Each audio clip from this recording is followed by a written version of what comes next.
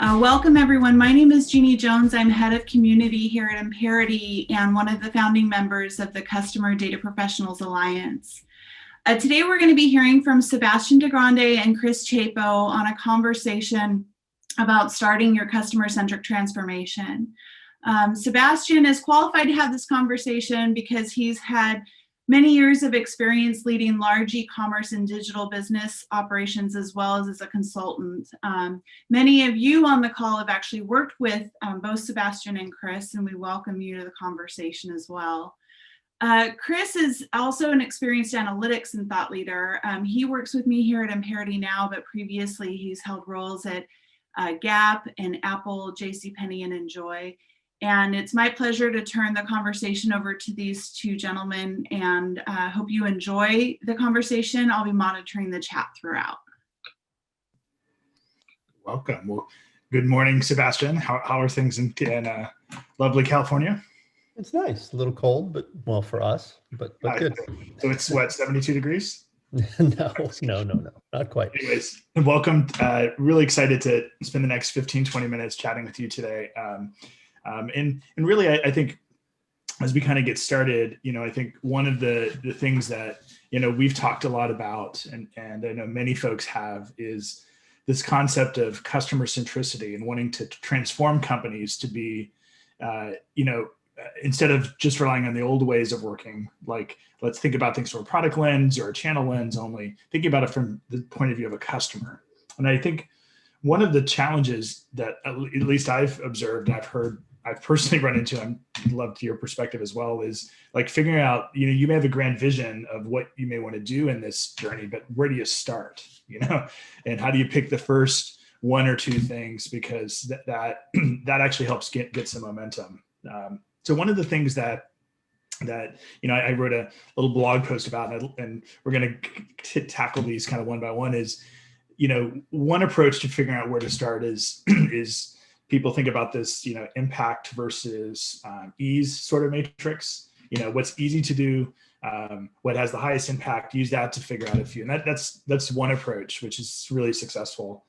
Another approach is maybe a complementary approach, is asking yourself three questions of things to see if you to see whether they rise above the line.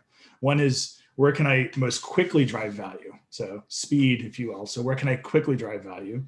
Second is there white space? Where are things not being addressed at all? Because oftentimes, that's a great way to get started and to prove value without dealing with organizational complexity.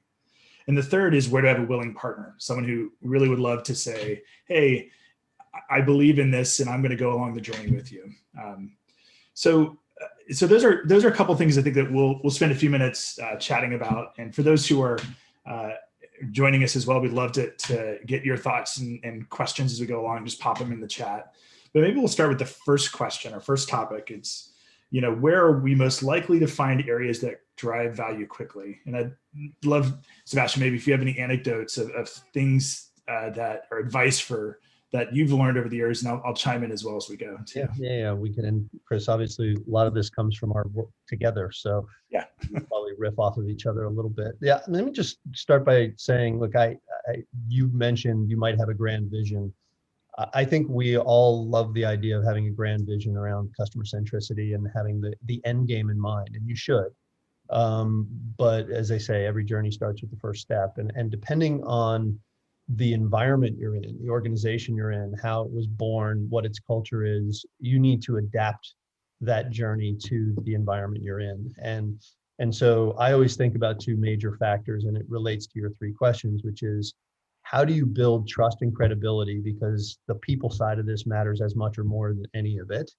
And how do you start showing short-term impact that establishes that trust and credibility, which again comes back to your question. So I think if I think about the environment you and I worked in, and where I've also even advised others as a consultant, the obvious places that people start to look for short-term impact is always around things that tie to marketing outcomes or direct consumer impacts. So you start to think about, hey, can I start to figure out how to, and this is something we did together, find a way to use the customer insight that is derived from the data that we can access to say, if I know what a customer purchases the first time they visit me, can I get some pattern recognition and get to an insight around what they might purchase next and how to incent that behavior. That's a nice potential starting point. It depends on the maturity of the data that you're dealing with, and honestly, the maturity of the organization that you're dealing with. I think it also ties to the who, in that when you talked about the receptive audience, it can come in a couple of different forms, and I would look for a couple of different characteristics. One is, are they in a position to truly be a decision maker? Because you can have a lot of people who are very receptive, but really don't have the necessary influence in the organization to enable you to prove the short-term impact of a specific thing you're going to do or pursue. And do they have the right mindset? Are they, and that mindset can come out of desperation because their business is struggling. That mindset can come out of just their background and their openness to change. And getting to know the people in the organization and seeking those characteristics around impact and decision-making capability and their open-mindedness or their mindset is critically important. So those are just a couple of the initial thoughts I'd have. I'll flip it back to you to yeah, those are all, I mean, resonate really well. And I guess we weren't explicit, but Sebastian and I did spend several years working together in the trenches in the past. And I think a lot of the learnings that I think we gathered together are patterns that I think a lot of people, even outside of retail, also face. And I think one of the things that, at least I'll just go back to the first piece, and I'd love your thought and anyone else who has some around areas to find drive value quickly. There's, oftentimes I found that people, again, think about the sexiest way to get to that. Like, let's, sprinkle some AI, ML pixie dust over the world and magic comes out of it. And as you pick the thing to tackle to drive value, to your point, a lot of the marketing activities are easy to get started. The same thing with things on digital experiences on sites are usually easy to kind of get going quickly. But the how you do it, sometimes people get tripped up on, and they'll try to get the most sophisticated thing. Or example would be, we have a vision of creating personalized website experiences for people. And so let's create 1,000 of them, as opposed to realizing that maybe the first thing you should do in the case of, if you have a product-based apparel retailer, as an example in the past, and they sell men's and women's products, maybe you personalize based on whether you have men's in your basket or women's hysteric in your basket. And instead of trying to figure out all the ML, AI sophisticated piece, pick the first place to start. Would love to see, if you have any other advice or thoughts in that. Yeah, I mean, I think it's a really good point.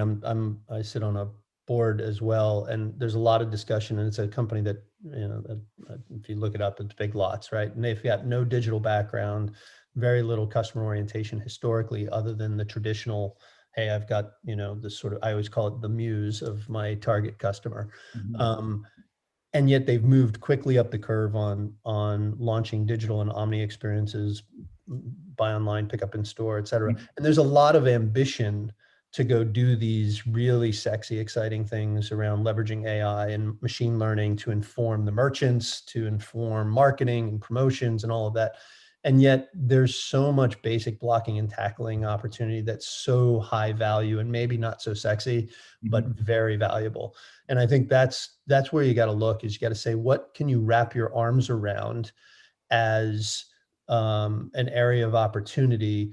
In digital, it can be as simple as you say. It's not about personalization to the level of the segment of one necessarily, but can you actually create 5 segments that are clearly distinct from each other and change the way you execute on your marketing? Can you show it in one campaign where you're not asking the marketing team to change all of their core processes and all of their creative activities just to be able to support that one experiment? And then experimentation being the other side of it. Can you test and learn in a controlled environment that proves beyond a shadow of a doubt the efficacy of what you are doing, right? And being able to prove the financial impact, and this is where the most important piece of becoming customer-centric comes to play. If you're a company that is based and grounded in measuring financial outcomes, product outcomes, and you want to try to create a more customer-centric culture and mindset, whatever actions you're going to take in the near term need to have a way to have clear line of sight in the linkage between those actions and financial outcomes for the business. Otherwise, it all looks like, a fun science experiment, but it won't get the support and backing it needs to, as I always say, allow the snowball to roll down the hill and pick up speed and size. And so when you pick those initial steps, to me, you have to have a clear linkage and a clear measurement and a clear linkage to financial outcomes that comes with it. It's actually a great call, and maybe we'll move on to. I'll move to the third question, and which is around the mindsets, because I do think in the willing partners that this thread we're starting to pull on about success measurement and actually getting people, not just the people who are the willing, if you will, or the true believers to begin with, those who are still learning and evolving. And you bring up a thing around the kind of financial aspect of things, and being able to prove it, not just in the scientific experiment sort of world. One of the things that I've observed in several places is, there's oftentimes folks who are, the early adopters, the people who grew up more digitally native, if you will, who understand the concept intrinsically about experimentation and things like lifts of A/B tests and so forth. And then and they believe in that and they understand it. And then you may have folks who, particularly maybe folks who aren't as experienced in other aspects of the business, who are more focused on near-term outcomes, the near term being, hey, this week, the outcome of this week and how that's translating to it. Or this hour. Yeah, or this hour. And then you add on, like, particularly when you think about customer centricity, some of the outcomes we're trying to drive are not those near-term outcomes of just conversion. It's increasing future lifetime value. Like, I would love to see if you have any advice of things that have either worked for you in the past. I've got some thoughts too, and things that haven't worked, and kind of changing the mindset of particularly folks, I would say, who control the purse strings and the finance teams. Yeah.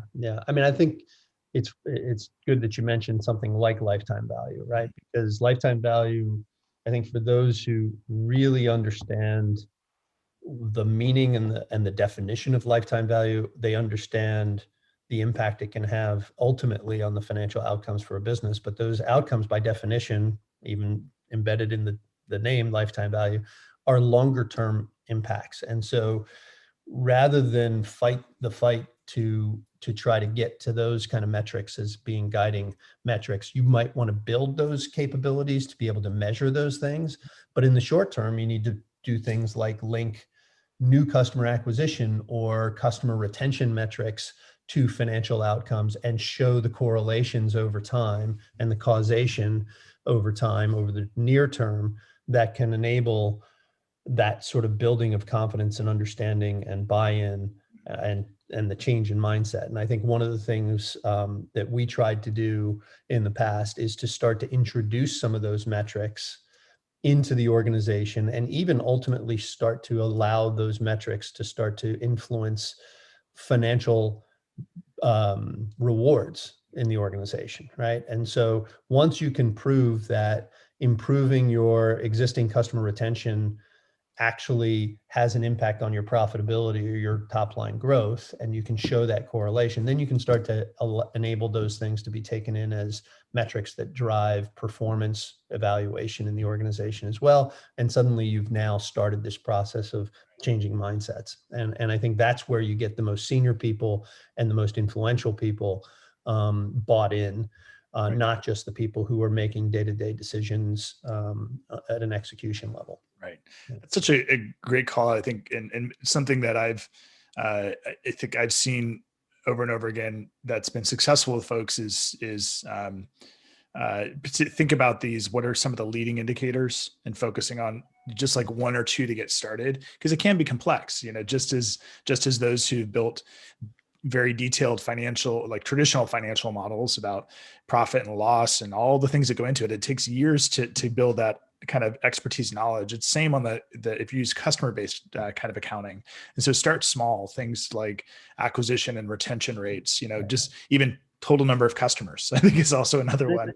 And I think it's really important to start thinking about not just at the highest levels of the organization, this being worked into, dashboards and what have you, but in the day-to-day meeting cadence that happens at a functional level, on the day-to-day kind of interactions cross-functionally, how are you inserting these metrics and talking about how to use them to inform the discussions that's happening in these meetings and the decisions that are coming out of these meetings? That's the organic change process that needs to happen at the rock face. So. Right. I only have a couple more minutes. I had one other quick question, and then we'll see if there's any others from folks who've joined us. I think it's more of the, I would say if you were to, this is the question I always love to think about personally, if you were to go back and whisper in your ear, you should think about this, before, if you had started on this journey in the past, because hindsight's always 2020.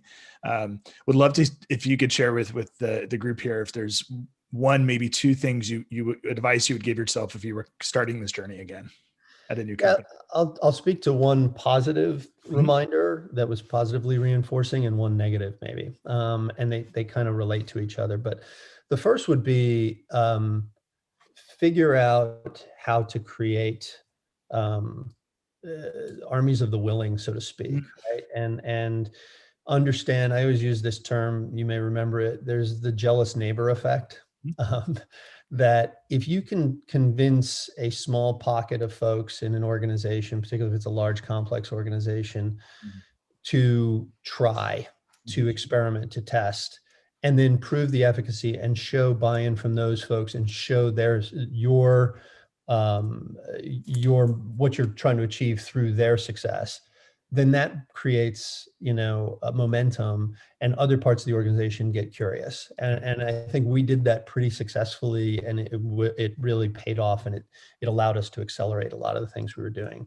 The flip side of that is don't declare victory too soon, right? The reality is, when you're making real transformative change, particularly when it involves mindsets and culture, it's really easy to convince yourself that you've crossed certain thresholds and there's no going back, when in reality, there are always reasons that will have organizations revert back to what they are most comfortable with if things go off the rails a bit. And so don't get overconfident, I guess is the point, in the progress you've made. You need to continuously reinforce the progress and the success and the measurement of the impact of what you're doing over time.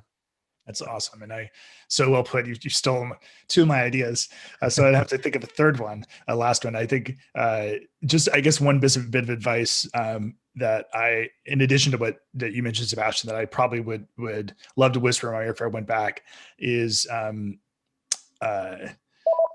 think the way I would describe it is never assume too that folks who are, even if you have folks who are willing and excited, that they understand everything and have the same background experience you do. And that sounds kind of obvious to say, but I'll give you one specific example. I remember there was a work project and initiative that we had worked on, and we talked about this concept. Let's build an MVP, because that's the iterative way of building it. You kind of get some early insights, experimentation, you get some signal, and people are like, yeah, that's awesome.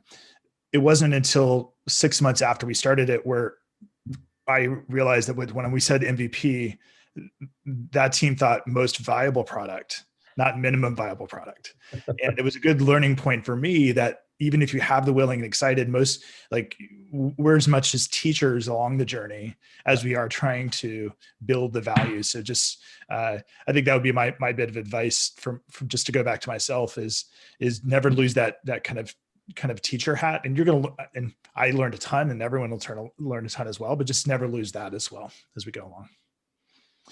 Great. Well, I think we've come to the end of our quick fireside chat. We don't have any fire behind us, although this is my sound wave of me and my dogs in the past barking. But appreciate the time, Sebastian. I hope everyone has enjoyed the time today. It's always great catching up. Love sharing ideas. If there are those of you who are on the call who have questions afterward or joining, feel free to reach out to Jeannie, myself, Sebastian. We'd love to continue the conversation. Thanks for joining our first Customer Data Professionals Alliance CDPa webinar and fireside chat. Check us out on the cdpa.org. We're about to start a movement, and we'd love for all of you to join us. So hope everyone has a great rest of the day on Friday, and enjoy the holiday season as well. Thanks, Sebastian. Thank you. Bye, everybody. Bye-bye.